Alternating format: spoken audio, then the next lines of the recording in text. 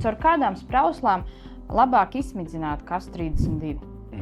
Ir ļoti daudz variantu, kā zemnieki to dara, bet dabā pierādījies, ka labāk ir smidzināt ar deflektoru sprauslām. Parādīsim pēc tam arī, kā viņš izskatās, viss kā darbojās, jo tad augu pilnībā noklāja.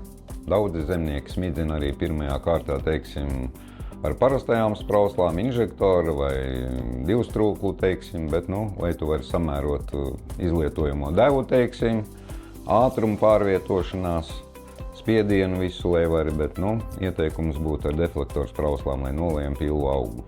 Jo ir redzēti citi sausie gadi, kad, lai, teiksim, arī ar 3 strūklu, 5 strūklu sprauslām, tad uz augiem mēs redzam, kur tā strūkliņa trāpīja, tur augs ir smuki zaļš, un kur netrāpīja plakus, tur ir gaišs.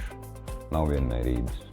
Tas arī tas kasa plus arī ir, kad, kasu mēs varam ļoti vienmērīgi iestrādāt, teiksim, visi augi dabūt. Tas nav kā ar granulām, viena otru granula ir no vienas stāva.